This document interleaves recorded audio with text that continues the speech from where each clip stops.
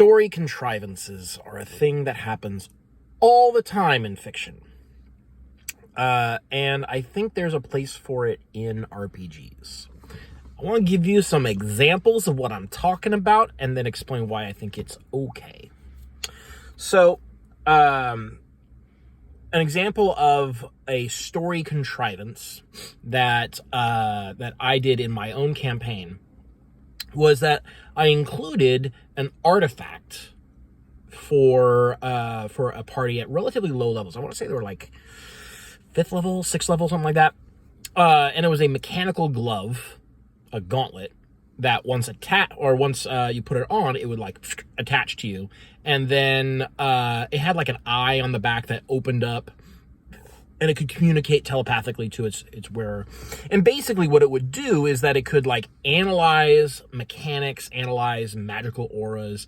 It could sort of sense certain types of things, and it had a vast store of knowledge. So it gave you like bonuses on knowledge skills and identifying and things like that.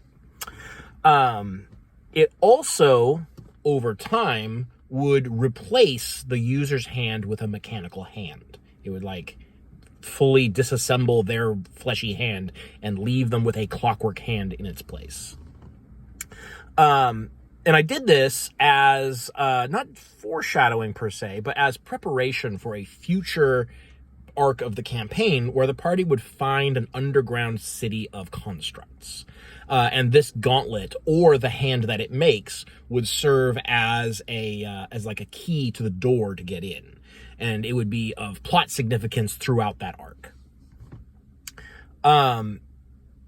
Now, it would be astoundingly convenient that a party that finds this gauntlet, kind of by happenstance, just happens to also be the same party that arrives at this underground city where the gauntlet is of significance. Because that was like 6 or 7 levels later. It was a long time. I think it might have been close to a year in real time later that they actually found the place that the gauntlet came from. So you could say that like that's too convenient. That doesn't happen in real life. That's a massive coincidence and takes you right out of the fiction. But these kinds of things happen all the time. You know, think about how Bilbo just happens to meet Gandalf, who just happens to be really involved in these sort of like worldwide affairs, and Bilbo also happens to be the one who finds the One Ring and gets those events going. Like if you think about it, there's a lot of coincidences in that story that we just sort of accept because otherwise the story doesn't happen. Or this also occurs, or if it wasn't this person, it would have been someone else. And then the story would have been about them instead. It has to be about somebody. It's about the one who does the thing. So that happens to be this person. Even if it is wildly unlikely that it is any given person, somebody's going to do it. Again, I might be getting confusing speaking in abstractions like this, but I want to keep these terms as general as possible. Because I think that these kinds of narrative contrivances are okay and acceptable. So obviously in moderation. Like don't do it all the time, but some of it, absolutely good to do when you are constructing a RPG campaign. In particular, this is primarily how I like to use artifacts. If I drop an artifact into a campaign, it probably is of campaign significance, even if it doesn't appear to be so at the time. Not 100% of the time, but most of the time. Because artifacts are such major parts, they're such like, they have such, yeah, let me play my little banjo here while I think about what to say next. Artifacts have such intense like plot connections. You know what I'm talking about? The mechanics for them, at least when I run, because I run in 4th edition, and artifacts have like desires and goals, and they develop with the character over time. These are just phenomenal tools for connecting the players to the plot in a really tangible way. And more than just like giving artifacts, it is crafting things for the players. What are the odds that you're going to have a player who specializes in using axes? Because your standard warrior had like sword and shield, right? Or maybe a pole arm or something like that.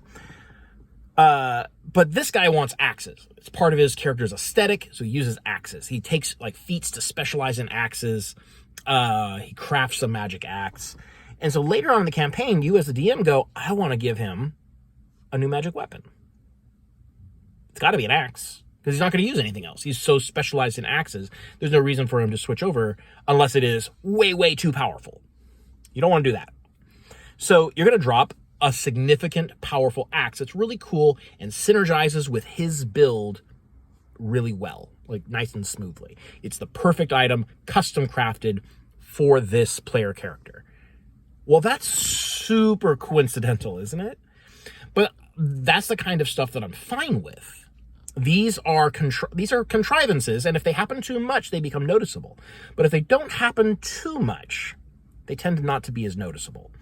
And also, like, you get the tools that you need to do the job. Like, you don't notice the sort of treasure that you find, treasure being a term used very loosely, like the non-magic items.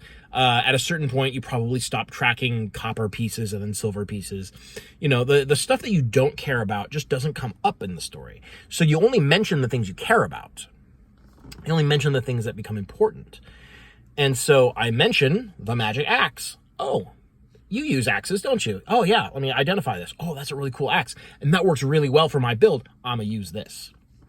Narrative contrivances, particularly as it applies to magic items, okay. The other kind of narrative contrivance that I'm okay with is connections between the characters and either NPCs or even the bad guys or the events taking place in the campaign. I've seen before people say that, like, oh, don't tell the players anything about the campaign before they make their characters, otherwise they'll metagame. Well, that's actually a stage where you want to metagame. You want to have this contrivance. You can engineer a contrivance, I should say,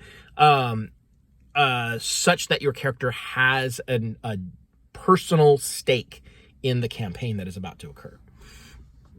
When I made a character for a Tyranny of Dragons campaign, I knew what the campaign was about. I knew what module was being run, so I crafted my character such that he had a personal stake in taking down the dragon cult.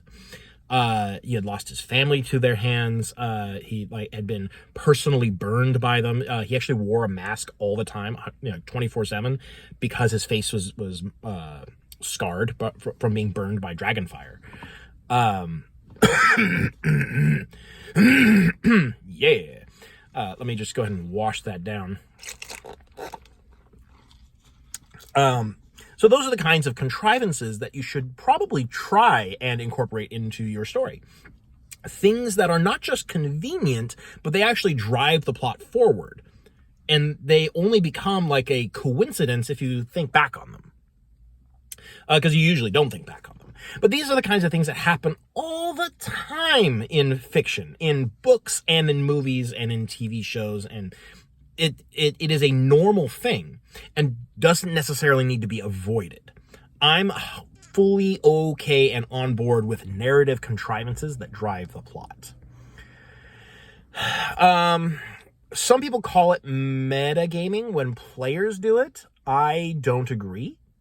I think if players are doing it to increase the connection that their characters have to the story or to the NPCs or what have you, or to other players, if you are like, say, either your character died or you're joining a campaign, you have to make a new character into an ongoing campaign. You need some information to incorporate your character in a satisfying way and not just appear out of nowhere, So incorporating these plot contrivances is a useful tool for that as well. So I'm pretty, I don't know if saying that I'm like all loosey-goosey with narrative is necessarily accurate, but I do take a sort of writer's room meta approach to crafting the narrative that makes it easier to incorporate the story into the game, or the game into the story, however it is that you want to look at it. So that's my take on narrative contrivances in RPGs.